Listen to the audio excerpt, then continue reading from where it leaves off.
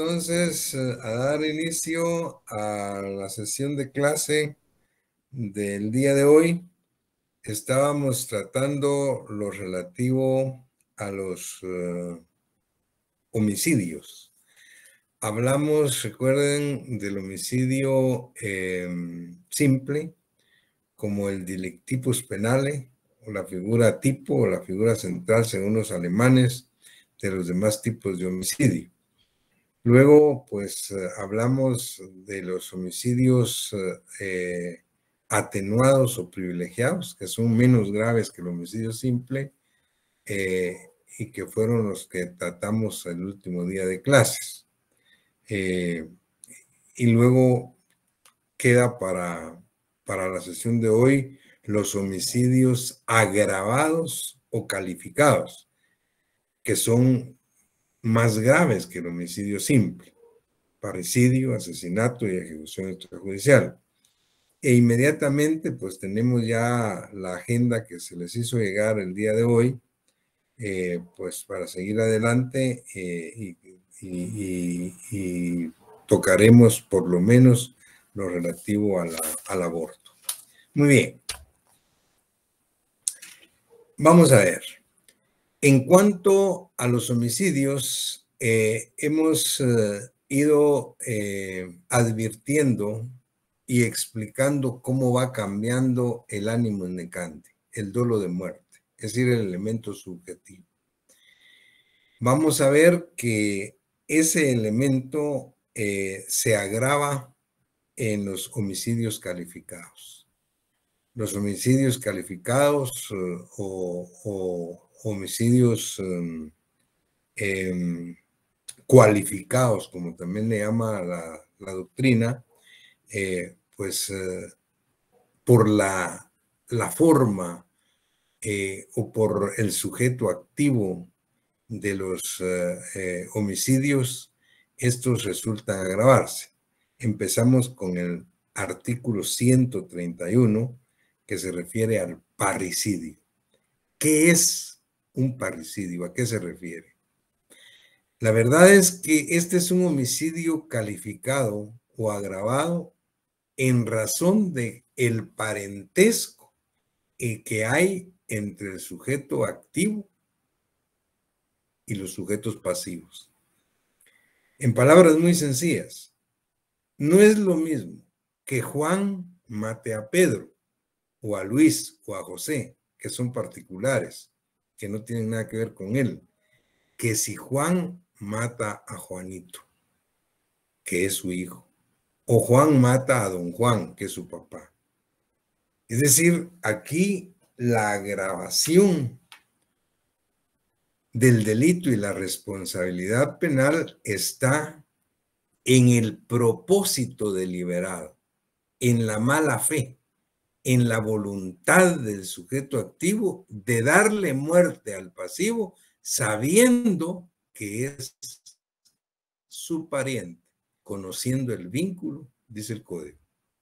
Algo muy importante: para la legislación penal guatemalteca, el parricidio se comete si el parentesco está en la línea ascendente o descendente. Nada más.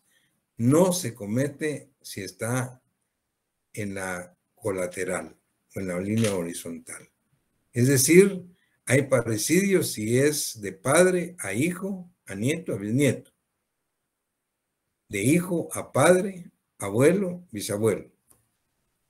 Y, importante, el Código Penal de Guatemala incluye dentro de ese grado de parentesco que protege el Estado a través del parricidio al cónyuge, pero no solamente al cónyuge, sino a cualquier persona que esté unida de hecho con el sujeto activo. No importa que sean o que no sean casados. Lo importante es que hagan vida marital, que están conviviendo y que hay una relación de convivencia. Esa es la protección que se tiene.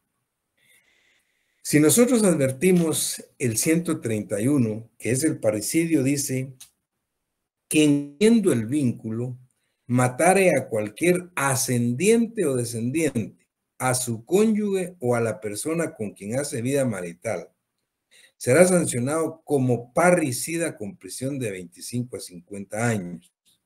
Se le impondrá la pena de muerte en lugar del máximo de prisión si por la circunstancia del hecho, la manera de realizarlo y los móviles determinantes se revelare una mayor y particular peligrosidad en el agente. A quienes no se les pueda aplicar la pena de muerte por este delito, no podrá concedérseles rebaja de pena por ninguna causa.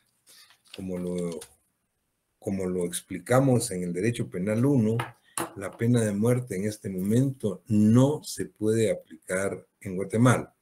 De tal manera que solo sería la pena de prisión, que es la más alta, 50 años por este delito, y que esa pena, según el Código, no puede concederse de ningún tipo de rebaja por ninguna circunstancia. Si ustedes analizan el 131, el artículo, pareciera sencillo. Dice, bueno, qué fácil el parecidio. Y la verdad es que no es así. En la práctica forense y dadas las circunstancias, este es uno de los delitos que son, como muchos en el Código Penal, muy complejos a la hora de tratarlos en los juicios, en los procesos penales. Porque aquí dice, es fácil decir, bueno, quien conociendo el vínculo matare a su ascendiente o descendiente. Pero veamos casos concretos. ¿Qué pasa si Juan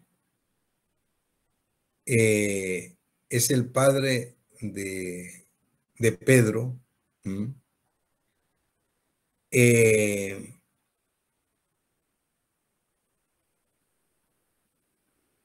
A quien reconoció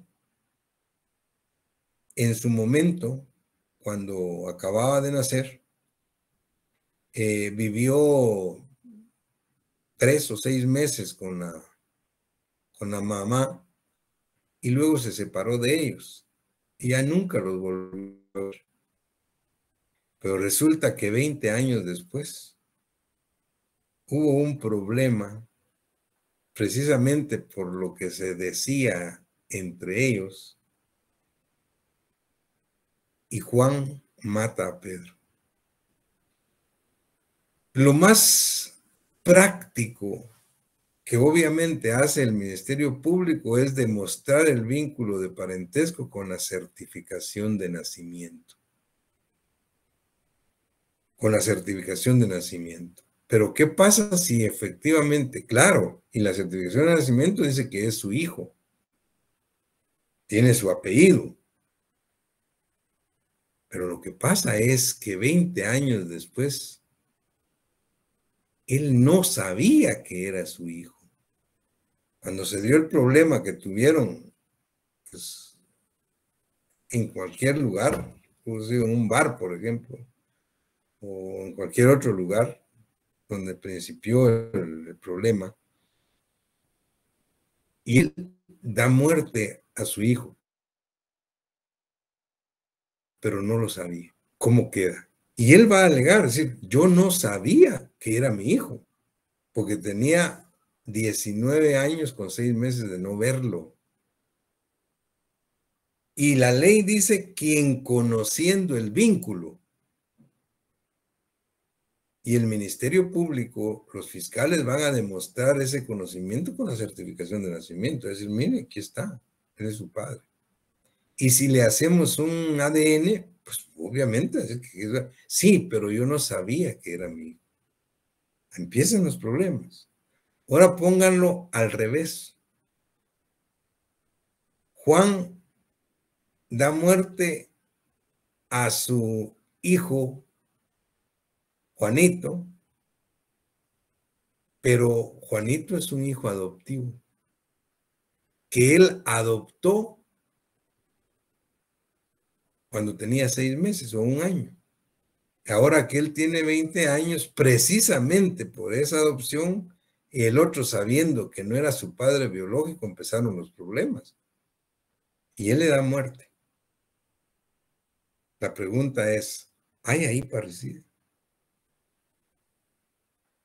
Es decir, es su hijo porque está legalmente reconocido, pero él sabe que no es su hijo. Y aquí lo que protege, según la doctrina, el Estado es el vínculo de sangre que hay. Que es una corriente, dice, es el vínculo de sangre, el vínculo consanguíneo. Pero aquí es al revés. Él sabe que no es su verdadero hijo. Y precisamente por eso los problemas. Y no siente nada por él. Pero hay otra corriente muy fuerte que dice que el vínculo de conocimiento no es estrictamente el vínculo de sangre, sino la relación que ellos tuvieron, aun y cuando no fuera su hijo biológicamente hablando. Bueno, pero ¿qué pasa si no había relación? Porque fue su hijo biológico, fue su hijo adoptivo y vivieron juntos los primeros 3, 4, 5 años, pero los últimos 15 años no vivían juntos. ¿Es parricidio o no es parricidio? Y aquí empiezan las grandes discusiones en la doctrina, en la jurisprudencia. ¿Qué pasa en los casos de aberractio ictus? El error in personae, en los homicidios culposos. Y esto estoy hablando de puro derecho penal 1, recuerden. Esto lo vimos en derecho penal 1. Ustedes ya probaban derecho penal 1. Manejan muy bien esto. ¿Recuerdan qué dijeron los alemanes que era el aberractio ictus? El error en el acto, el error en el golpe. Yo recuerdo de un caso que tuvimos y que estuvimos en su momento discutiendo en el aula, en la facultad, porque sucedió un caso acá en nuestro país, donde escuchen bien, un caso bastante paradigmático que incluso lo hemos puesto muchas veces en los exámenes. Se trataba de que una noche de un viernes, ya era la madrugada del sábado, porque eran más de las 12:30 de la noche, la esposa despierta al marido que estaba durmiendo con ella. Y lo despierta, le dice, por favor, no hagas ruido y cállate, escucha, se están entrando los ladrones a la casa, aquí a la casa. El marido, así todo adormitado, pues empieza a agarrar conciencia y escuchan que están caminando sobre la lámina de la casa, sobre el techo de lámina de la casa. El señor dice, pues, que no enciendan la luz, que no hagan bulla y va a traer su rifle. Corre la ventana, la cortina de la ventana de su dormitorio y ve que efectivamente hay un hombre caminando encima de la lámina. Sigue caminando, llega hasta un lugar donde se tira para el patio de su casa. En el momento en que cae al patio, él empieza a dispararle. Y efectivamente lo mata. Pero bueno, cuando llega la policía, llaman a la policía, encienden la luz y se dan cuenta que era su hijo que venía de trasnochar, el muchacho que acababa de cumplir 18 años, pero que ellos nunca le permitieron salir de noche. Y él salía los días viernes con sus amigos, se iba de parranda. Y después de la medianoche venían los amigos y lo ayudaban a subirse a la pared y ahí se subía al techo y se brincaba a su casa, iba a su cuarto. Y eso ya lo había hecho varias veces, pero ellos no se dan cuenta. Y esa vez sucedió lo que les cuento. La pregunta es, ¿qué hay ahí? Pues, ¿cómo se resolvió el caso? Le dio muerte a su hijo. Pero ¿Será eso un parricidio?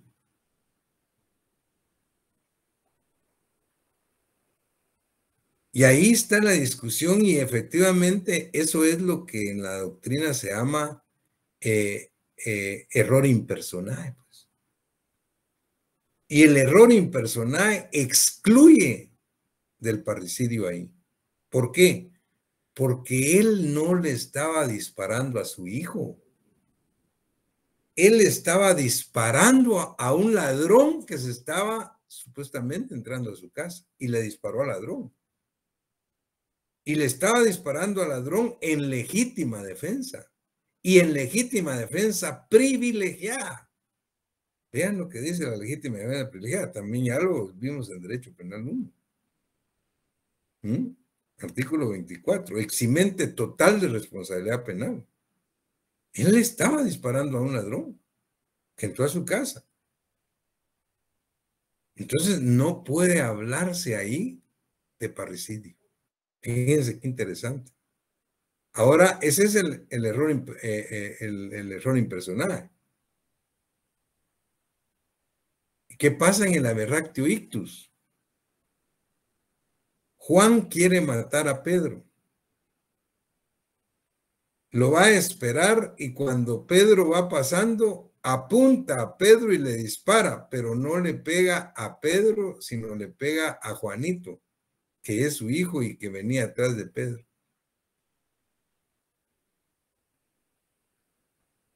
Ese es un error en el acto, ¿no?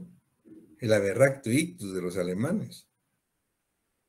Él no le estaba disparando a su hijo, le estaba disparando a otra persona, pero por falta de pulso le pegó a su hijo. Entonces tampoco podríamos hablar de un parricidio. ¿Qué pasa en los delitos culposos?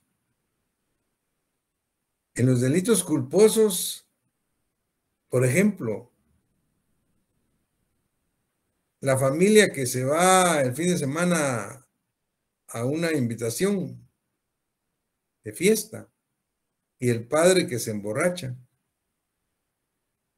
irresponsablemente y ya ven borracho, los hijos no quieren que manejen ni la esposa porque está muy borracho, dicen, no, yo no estoy borracho, yo puedo manejar y voy a manejar.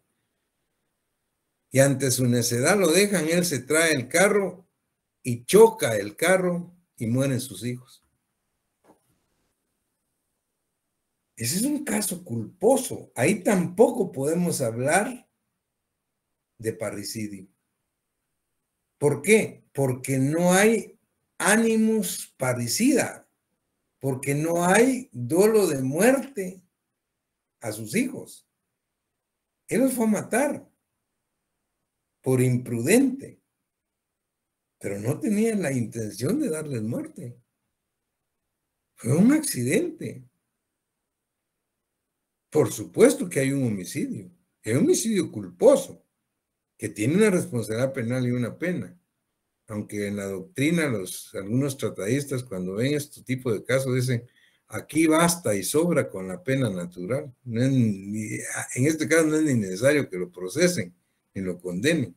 Él ya está condenado por vida.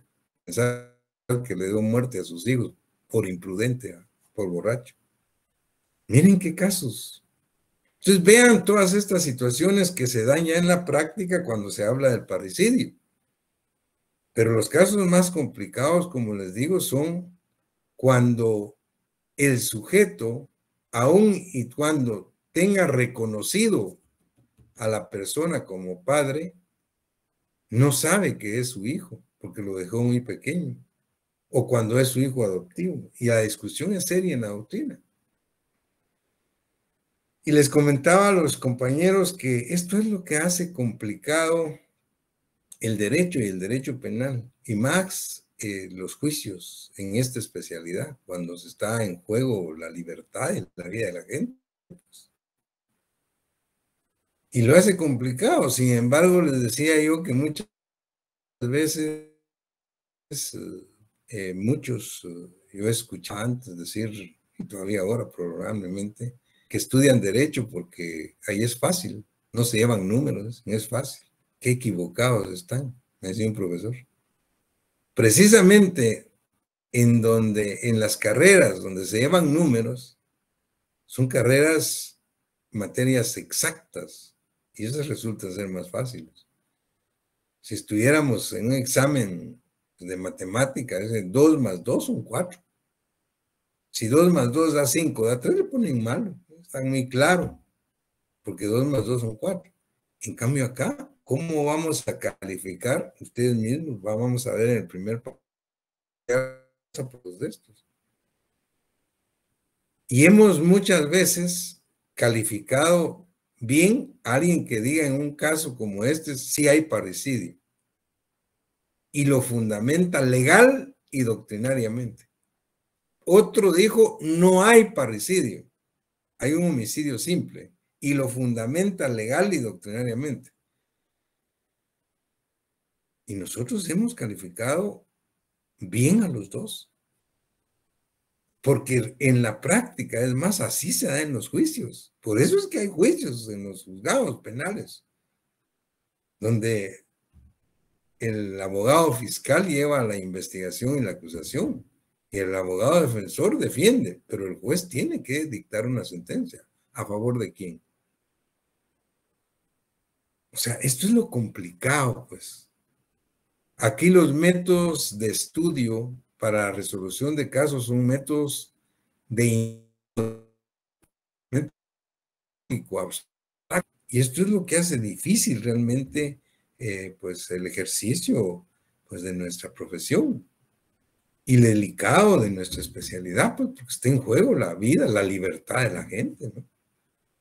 Entonces vean ustedes el parricidio, tal y como está planteado en el 131, podría verse sencillo, pero ya en los casos como los que les planteé, que se los vamos a plantear en el examen, para que ustedes lo resuelvan.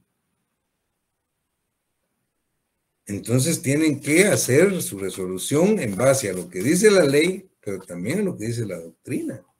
Y si tienen jurisprudencia, o sea, doctrina sentada por sentencia de los tribunales en casos parecidos, pues mucho que mejor. Muy bien, eso es en cuanto al parricidio. Veamos el 132 que se refiere al asesinato.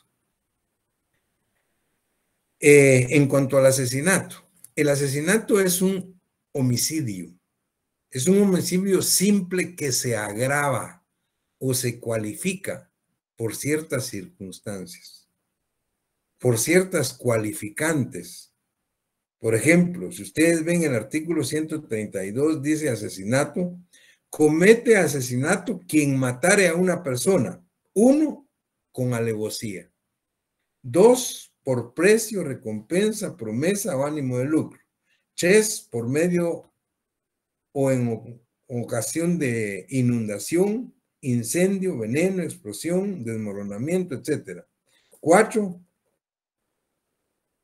con premeditación conocida. 5, con ensañamiento. 6, con impulso de perversidad brutal. 7, para preparar, facilitar, consumar u ocultar otro delito. 8, con fines terroristas o en desarrollo de actividades terroristas. Fíjense bien, son 8 circunstancias que cualifican el homicidio para convertirlo en asesinato. Algo muy importante, estas cualificantes son excluyentes. ¿Qué quiere decir excluyentes? Que no se tienen que dar las 8, pues. Basta con que se dé una de ellas para que el homicidio se convierta en asesinato. Y por supuesto, el asesinato también tiene 50 años de cárcel y la pena de muerte. Es de los delitos más complicados. Ahora, acá lo que agrava el homicidio es la forma en que se comete. La discusión entonces que se puede dar en los tribunales en la práctica forense es, ¿hubo o no alevosía? ¿Hubo o no premeditación? Entonces tenemos que saber qué es alevosía y qué es premeditación. Entonces, para el abogado fiscal va a decir que sí hubo alevosía, que sí hubo premeditación conocida. Pero el abogado defensor, para él, no hubo alevosía ni hubo premeditación conocida. ¿Quién tiene la razón? Aquí es muy importante que ustedes recuerden las clases otra vez de Derecho Penal 1, la exégesis de la ley penal. Cuando hablamos de la exégesis de la ley penal, o sea, la interpretación de la ley penal, vimos que hay una interpretación que se denomina auténtica. Interpretación auténtica es la que hace el mismo legislador y que la hace muchas veces en la misma ley, en el mismo Código Penal o en otra ley. Pero la interpretación auténtica tiene una característica. Y la característica de la interpretación auténtica es que hay harta obligación de acatarla de parte del juez, de parte de las fiscales, de parte de los abogados defensores. Se tiene que acatar. Y por ejemplo, cuando hablamos de alevosía o de premeditación, la alevosía y la premeditación tienen una interpretación auténtica en el Código Penal de Guatemala. Vean ustedes, y ya lo vimos también en el artículo 27, cuando hablamos de las agravantes de la responsabilidad penal. En el artículo 27, cuando hablábamos, dice de circunstancias agravantes. En el número 2 dice alevosía y en el 3 dice premeditación. Y explica qué debe entenderse por alevosía. Dice alevosía es ejecutar el hecho. Con alevosía dice cuando se comete el delito empleando medios, modos o formas que tiendan directa o especialmente a asegurar su ejecución sin riesgo que proceda de la defensa que pudiera ser el ofendido, o cuando éste, por sus condiciones personales o circunstancias en que se encuentre, no pueda prevenir, evitar el hecho o defenderse. Eso es alevosía. Pero el numeral 3 habla de la premeditación, y no es cualquier premeditación, habla de lo que se entiende por premeditación conocida, y dice, obrar con premeditación conocida. Hay premeditación conocida cuando se demuestre que los actos externos realizados revelen que la idea del delito surgió en la mente de su autor con anterioridad suficiente a su ejecución para organizarlo, deliberarlo o planearlo, y que, en el tiempo que medió entre el propósito y su realización, preparó esta y la ejecutó fría y reflexivamente. Eso es premeditación conocida. O sea, ahí no tenemos problemas, porque cuando vamos a analizar si un homicidio es asesinato, con alevosía o premeditación conocida, hay una interpretación auténtica. Bueno, pero hay otros supuestos que son complicados. Por ejemplo, en el número 5 dice con ensañamiento y en el 6 dice con impulso de perversidad brutal. ¿Qué es eso? ¿Qué debemos entender por ensañamiento? ¿Qué debemos entender por impulso de perversidad brutal? Eso no lo explica el código. Hay que ir a los libros, hay que ir a la jurisprudencia y eso hay que discutirlo en los tribunales. Hay alguna, para llevar un orden rápido, en el 1, alevosía, ya lo vimos. En el 2 dice, pues matar por precio, recompensa, promesa o ánimo de lucro. Ahí no hay mucho problema. Eso es lo que se llama en la doctrina el crimen sicario. El crimen sicario es el crimen por precio. Y lo que hace deleznable,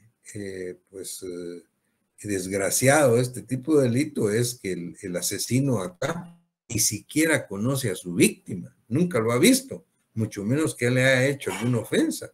Sencillamente va a dar muerte por precio, por pisto, por recompensa.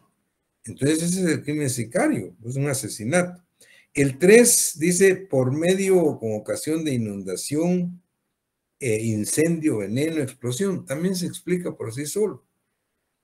Juan quiere matar a Pedro, pero para matar a Pedro le va a poner una bomba a su carro para que explote el carro, se deshaga con todo el carro, o a su casa, o le incendia la casa.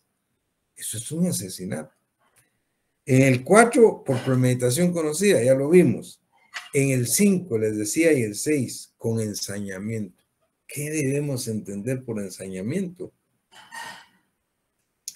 En la doctrina dice que desde el punto de vista criminológico, ensañamiento es aumentar deliberada e inhumanamente el dolor de una persona para darle muerte. Juan quiere matar a Pedro, pero no le da un tiro, porque le corta una mano, después un pie, después lo tortura y así le va dando muerte. Eso es ensañarse, aumentar deliberada e inhumanamente.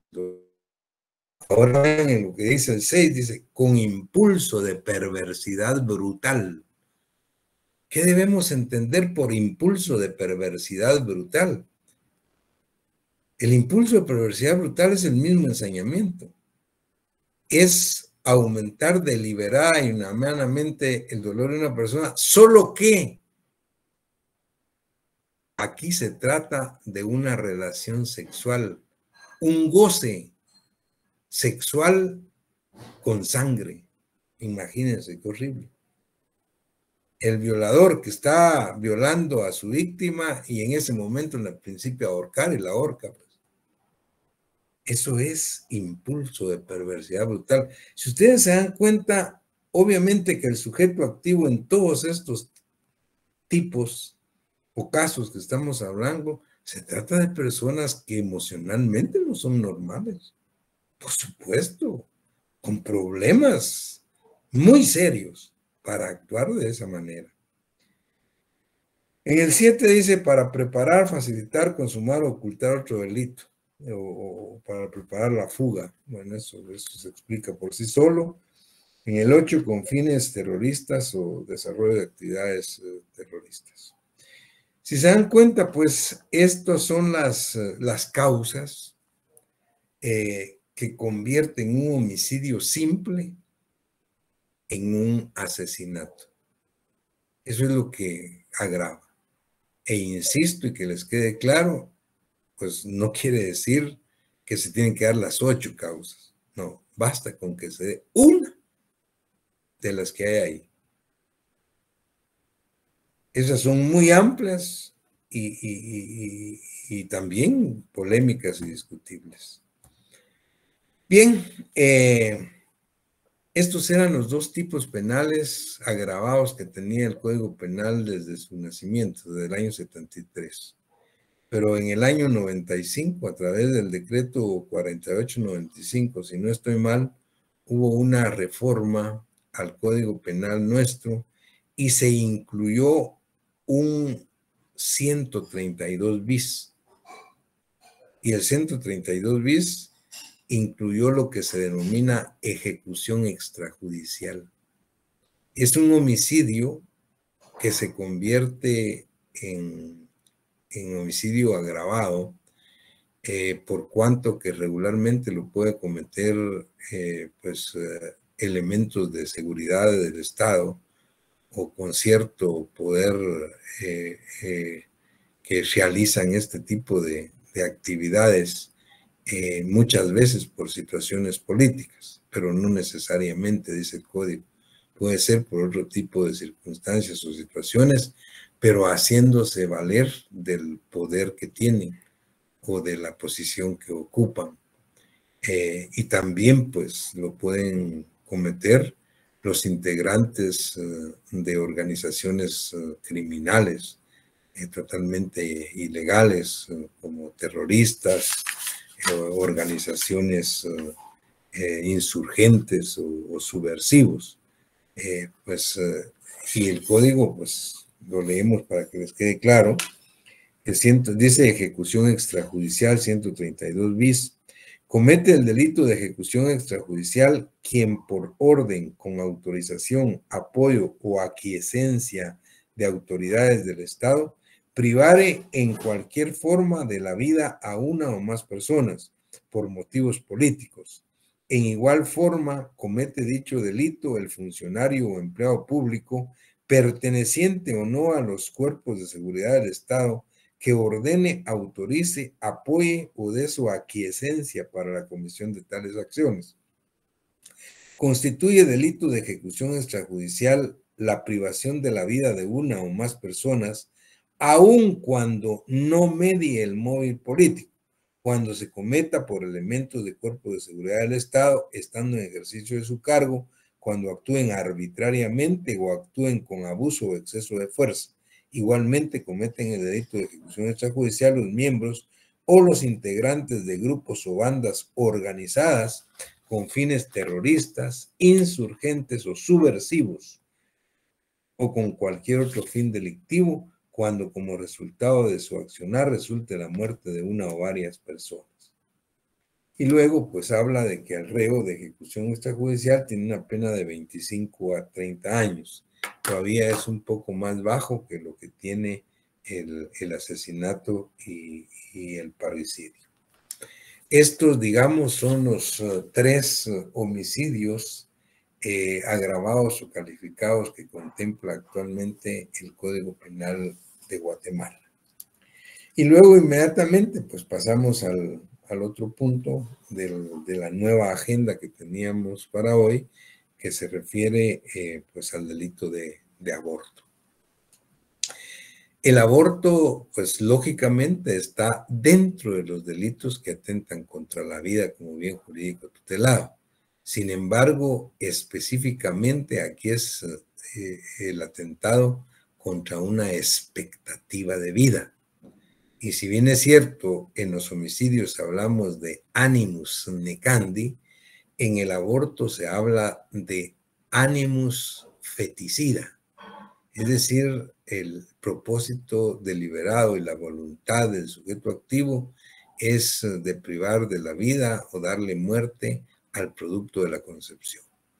Tal y como se los comenté desde el primer día de clases, al más alto nivel constitucional, el Estado de Guatemala protege la vida absolutamente desde su concepción hasta la muerte.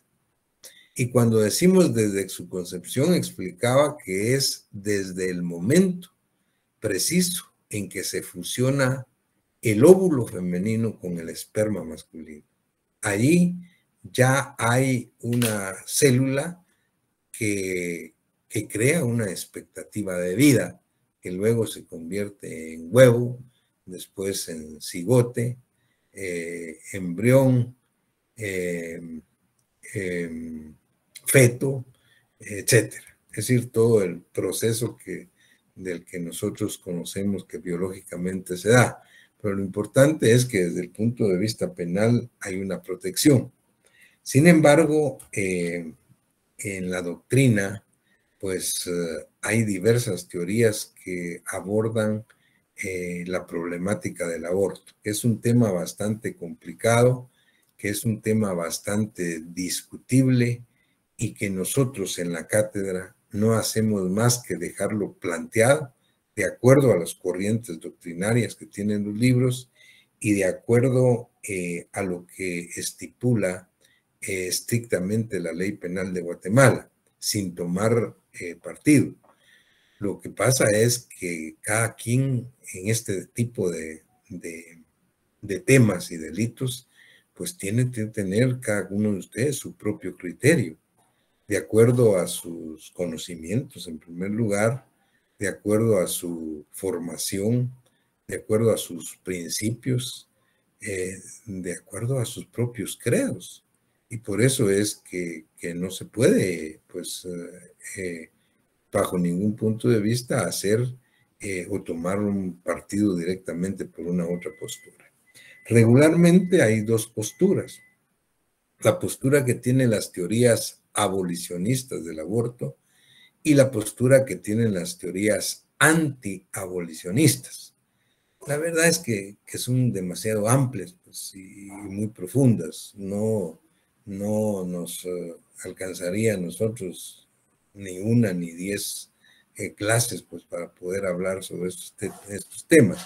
Pero lo importante para la cátedra es que ustedes puedan motivar, y no solo en este tema, vean todo lo que hemos hablado ya de los homicidios, todos, el parricidio, todos son complicados, y por eso les decía que desafortunadamente no tenemos el tiempo necesario como para profundizar en cada uno de ellos, pero si a ustedes les interesa estudiar, pues alguno de ustedes dedicarse con especialidad o con dedicación a un tema de estos, por supuesto que nosotros estamos para orientarlos sobre la mejor bibliografía, comentarles pues algunas cuestiones de la jurisprudencia, y obviamente que eso pues, no lo podemos hacer de acá, pero les decía, yo siempre estoy para servirles. Ustedes pueden pedir ahí pues una reunión conmigo a través de Guillermo o Alberto, y ya pues para temas específicos, ¿no?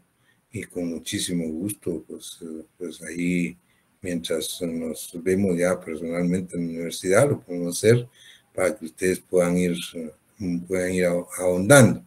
Pero como les decía, pues los temas son muy polémicos. Por ejemplo, vean este tema discutible del aborto. Hay teorías que son abolicionistas y teorías que son antiabolicionistas. Las teorías abolicionistas pues procuran porque se pueda permitir pues la práctica de los legrados o el aborto, y no necesariamente en todo el proceso de embarazo, pero la mayoría de legislaciones que tienen esto lo permiten en las primeras semanas, 4, 6, 7, 8 semanas de embarazo. Pues algunas legislaciones en Estados Unidos, algunos estados de Estados Unidos, en Europa bastantes, en América Latina, pues creo que ha sido, tal vez sería Uruguay el que podríamos ver al respecto. Y las teorías antiabolicionistas son las que parten de una concepción pues más cristiana como la nuestra, donde se parte de la creación divina pues para la vida, y en el caso nuestro pues se protege totalmente la vida desde la concepción. Ahora, las grandes discusiones que hay en la doctrina y que se dan en los congresos internacionales, pues donde se discute esto, es lo contradictorio que resulta. Por ejemplo, vean ustedes, se dice que cómo es posible que en los países donde, en las legislaciones donde está prohibido totalmente el aborto, como en la nuestra. En la nuestra hay dos tipos de aborto, ya lo vamos a ver ahorita. El terapéutico es impune. El aborto terapéutico y el aborto culposo, la tentativa y aborto culposo propio de la mujer, eso no se castiga, pero después todo se castiga. Pero resulta, dicen ellos, es las críticas que le hacen al sistema a estos sistemas, que desgraciadamente, en los países que tienen legislaciones como la nuestra, es donde más abortos se llevan a cabo diariamente. Es más, se hablan de cientos de abortos todos los días.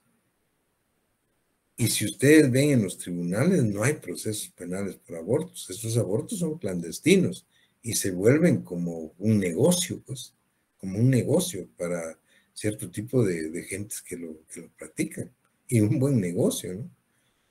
Lo peor de todo esto es, dicen que muchas personas que se dedican a este tipo de prácticas abortivas sin tener conocimientos científicos sobre ello, lo hacen rudimentariamente de tal naturaleza que las pobres mujeres llegan a los hospitales, generalmente a los públicos más grandes como el General y el Roosevelt, con grandes problemas de infección, y algunas y muchas han muerto de eso.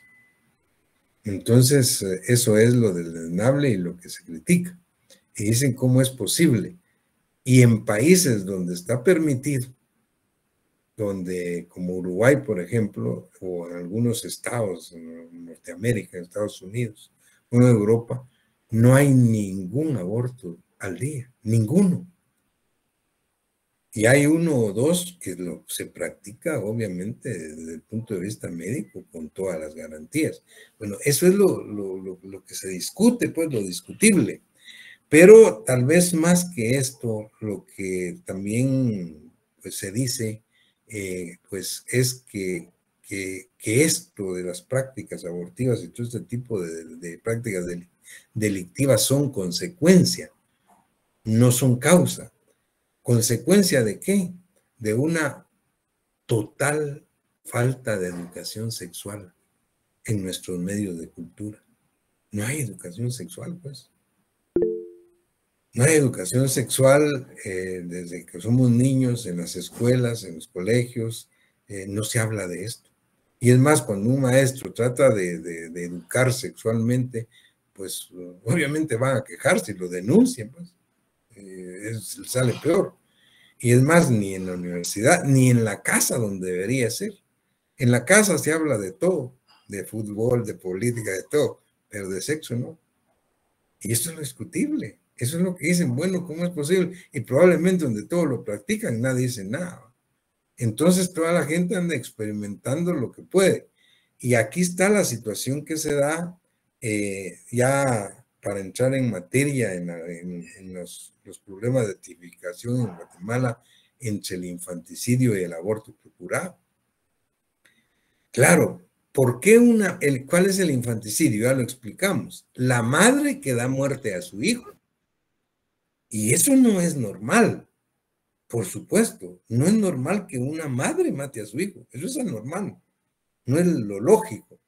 Ahora, da muerte a su hijo porque está sufriendo una alteración psíquica no buscada por ella de propósito, sino producto del embarazo o el alumbramiento.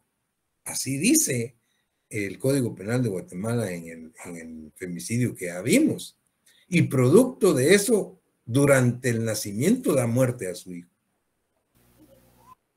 Ahora, es lo mismo que se da en el aborto procurado.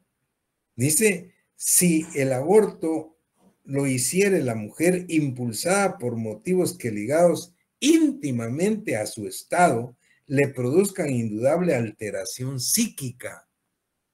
Entonces, ahí está. Pero ¿cuál es el problema que hay de fondo?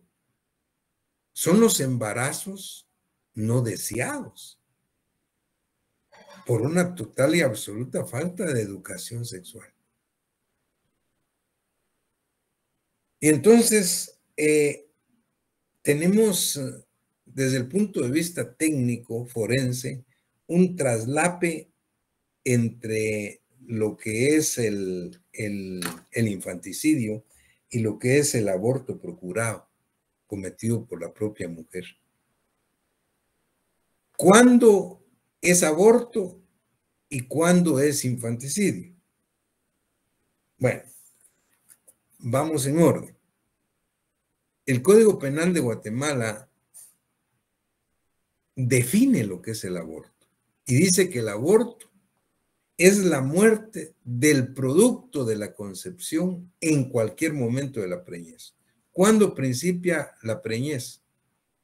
Con la fusión del óvulo y el esperma. ¿Y cuándo termina la preñez? Con el nacimiento. Pero ¿cuándo se entiende el nacimiento de un niño? Porque eso nos va a diferenciar entre el infanticidio y el aborto procurado. Es decir, el infanticidio se da cuando el niño ha nacido, pero el problema es que el infanticidio dice durante su nacimiento. ¿Y qué pasa? En la mayoría de los casos de esta naturaleza se da cuando el niño no ha salido, perdón por el término, pues no ha sido totalmente expulsado del cuerpo materno, lo que ha sacado solo la cabecita, por ejemplo. Y en ese momento la madre le da muerte, asfixiándolo, qué sé yo. Ahí es donde está el traslape legal. Bueno, si le da muerte en ese momento, es un infanticidio, porque es la madre que, impulsada por motivos íntimamente a su estado de embarazo, da muerte a su hijo durante el nacimiento, o es un aborto procurado, porque no ha nacido. El nacimiento se entiende legalmente desde que el niño ha salido del cuerpo materno, aun y cuando se encuentre ligado a él por el cordón umbilical todavía. Entonces veamos, en el aborto procurado del 134 dice, la mujer que causare su aborto o consintiere que otra persona lo cause, será sancionada con prisión de 1 a 3 años. Pero oigan esto, la segunda parte. Si lo hiciere impulsada por motivos que ligados íntimamente a su estado, le produzcan indudable alteración psíquica, la sanción será de 6 meses a 2 años, o sea, es atenuado, mientras que el parricidio, el infanticidio que vimos, tiene de 2 a 8 años. En todo caso, es una pena mucho menor la del aborto procurado, cuando la madre está actuando impulsada por motivos íntimamente ligados a su estado, con una alteración psíquica. El problema es en qué momento vamos a decir que es aborto y en qué momento vamos a decir que es un infanticidio. Entonces les decía, lo más práctico es, si el niño no ha nacido, no ha salido completamente, vamos a hablar de un aborto procurado. Si ya salió del cuerpo materno, aun y cuando se encuentre todavía el cordón umbilical, ya vamos a hablar de nacimiento. Muy bien, el 135 habla del aborto con o sin consentimiento de la mujer. Dice, quien de propósito es con dolo, con mala fe, con ánimos feticida, causare un aborto será sancionado, primero, con prisión de 1 a 3 años si la mujer lo consiente. Si la mujer lo consiente. En el 2 dice, con prisión de 3 a 6 años, o sea, se agrava si obra sin consentimiento de la mujer. Si se practica sin el consentimiento de la mujer, se agrava. Pero ¿quién es el responsable si la mujer no consiente?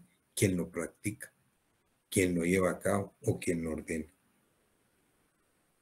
Y luego dice, si se hubiera empleado violencia, amenaza o engaño, la pena será de 4 a 8 años, se agrava cuando a la mujer se le amenaza o se le engaña para practicarle un aborto.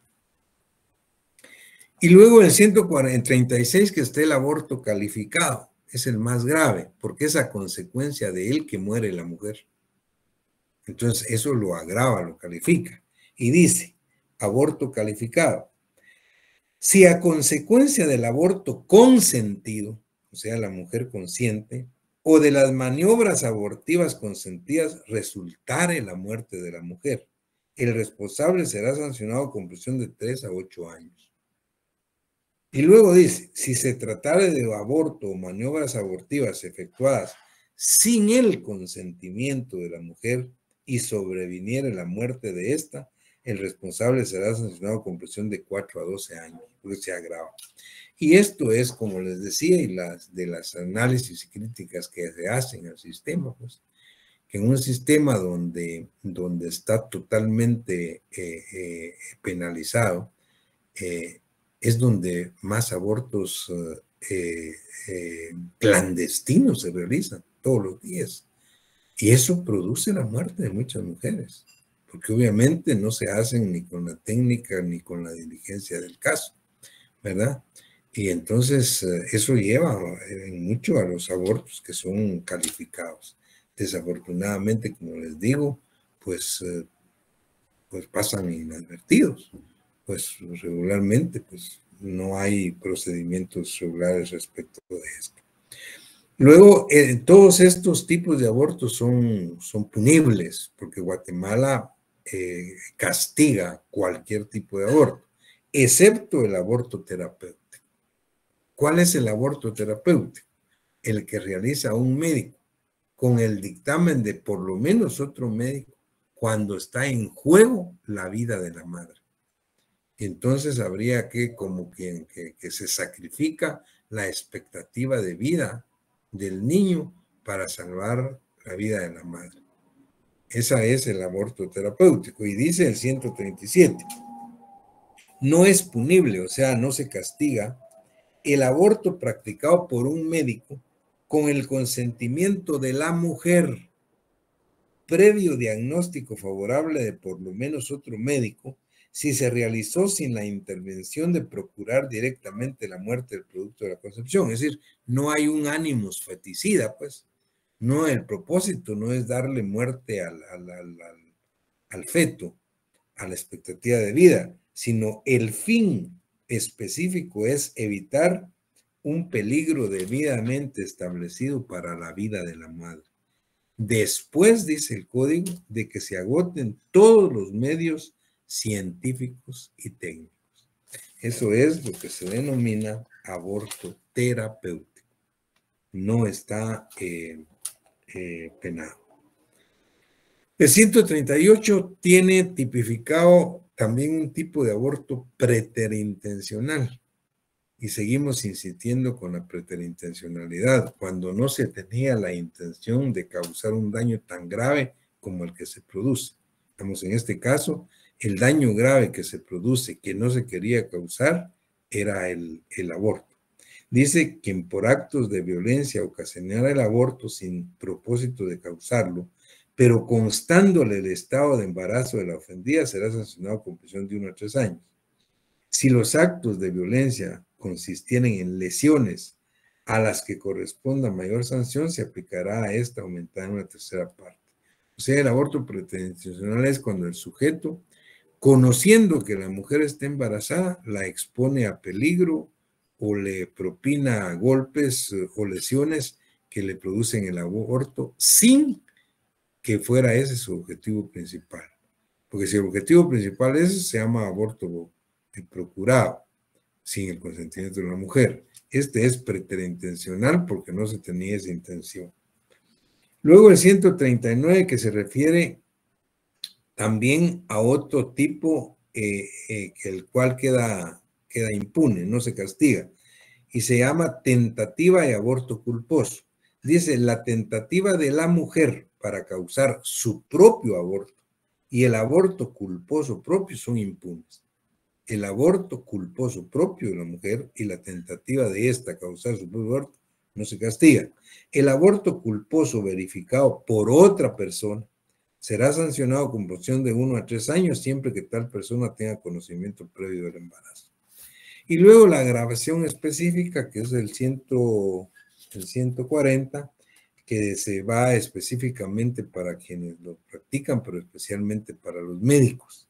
Dice, el médico, sujeto activo, que abusando de su profesión causare el aborto o cooperare con él, será sancionado con penas señaladas en el artículo 135, ese es el aborto procurado, con multa de 500 a 3,000 quetzales, con inhabilitación para el ejercicio de la profesión de 2 a 5 años.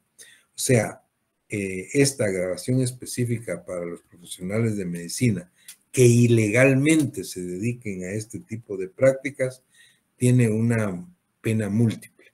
No solo tiene pena de prisión, tiene pena de multa y tiene una pena accesoria de inhabilitación especial de la profesión de 2 a 5 años. Igual sanciones se aplicarán, dice en su caso, a los practicantes, se supone practicantes de medicina, o personas con título sanitario, sin perjuicio de lo relativo al concurso de delitos que pueda darse. Muy bien, en términos generales y muy rápidos, esto es lo que podemos decir del delito de aborto.